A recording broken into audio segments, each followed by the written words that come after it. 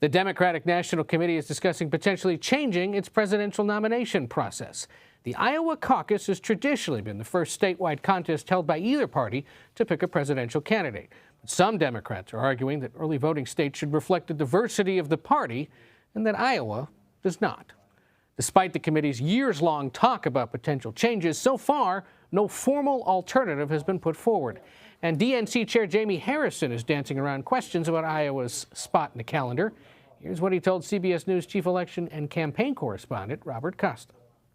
The DNC is going to do what it does every 4 years, which is evaluate what happened in the last presidential cycle and make a determination. Where does Chairman Harrison from South Carolina with its diverse electorate stand on this? I love. Should Iowa go first or not? I love having South Carolina as one of the first early states, and so should it maybe go first? I will always be supportive of where they are. South Carolina, I can tell you, South Carolina likes being where it is, so we're not going anywhere.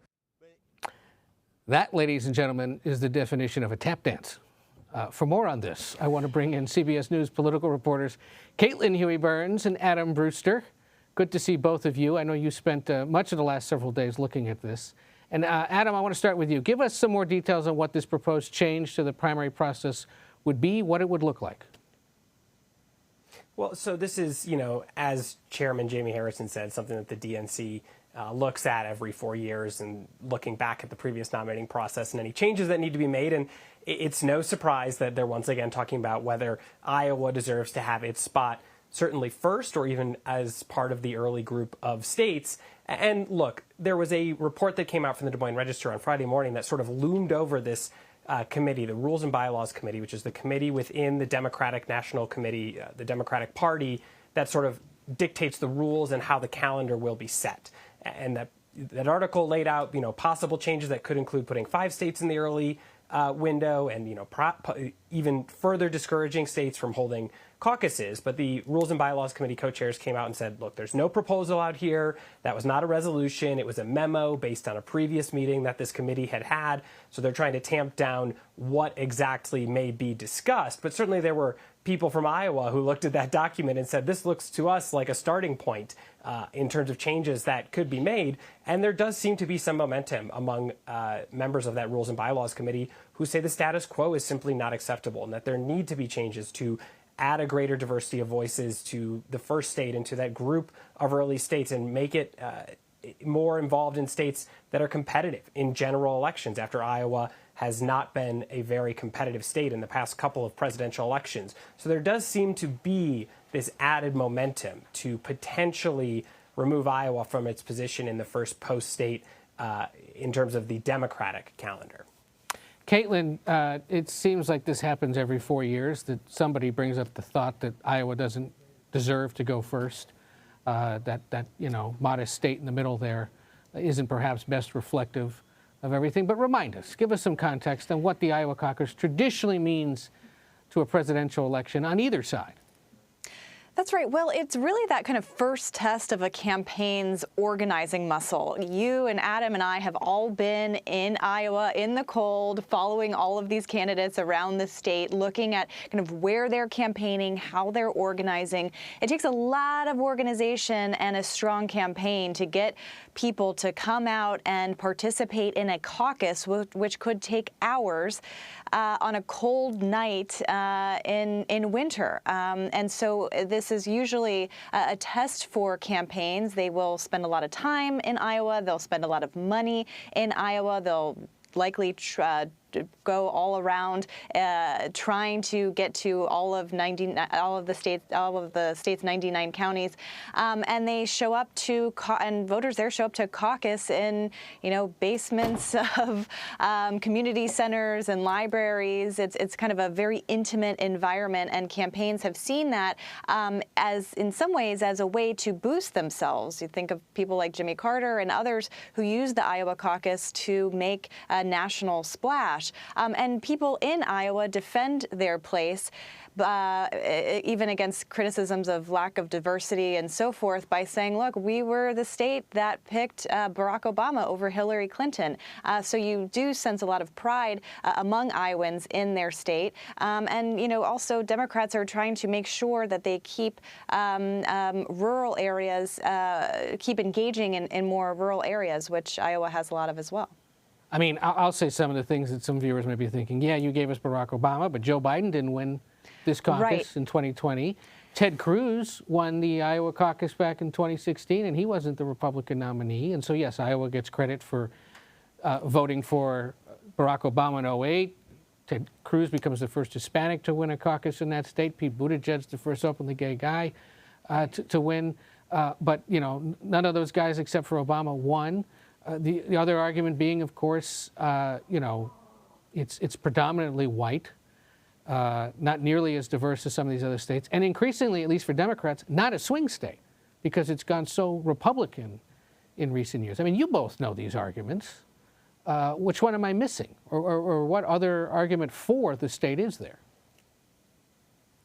One of the arguments that people who are proponents of the Iowa caucuses sort of put forward is the ability for a candidate who doesn't necessarily have a lot of name recognition or money or organization in the beginning to go out and build a campaign. It's relatively cheap to campaign in Iowa. The biggest media market is Des Moines.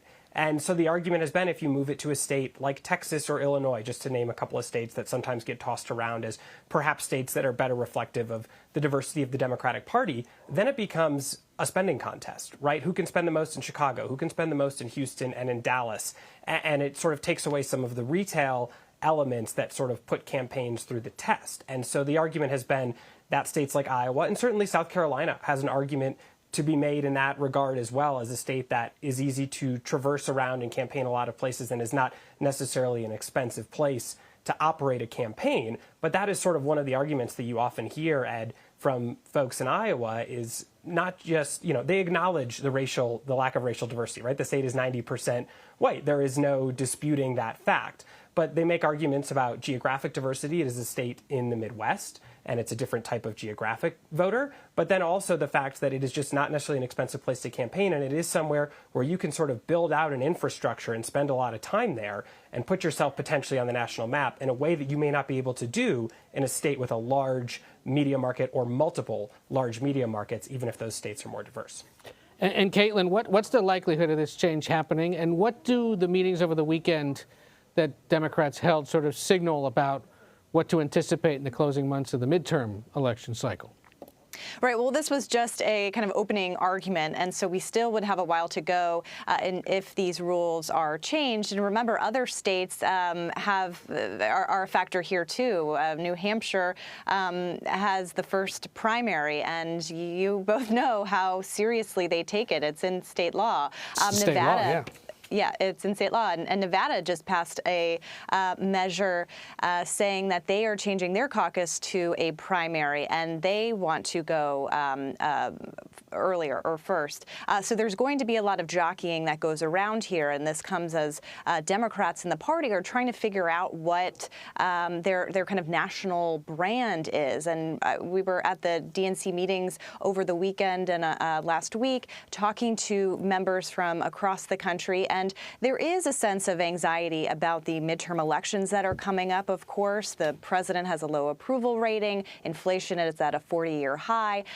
Republicans just need to net 5 seats to win the House and just need a seat to take over the Senate. So they know that the winds are kind of blowing against them. But they also are pretty optimistic, at least at this point in time, as we're talking in March. The election isn't until November, but at least at this point in time, they're seeing some optimism in the president's approval numbers when it comes to his handling of Ukraine and Russia, and that bipartisan support that he's getting for sanctions elections, even if that means higher gas prices. But there's also a lot of anxiety and concern that Democrats have, talking to them at these meetings, about their standing in rural areas. I've talked to Democrats in this meeting who said that Democrats are just not talking to voters the way that they need to be. They're focusing on issues that may not necessarily affect voters' bottom line. So they really want Democrats who are campaigning to talk about the president's agenda and what they've been able to accomplish, focus less on what's going on in Washington and the intra-party fights that are bogging down some key agenda items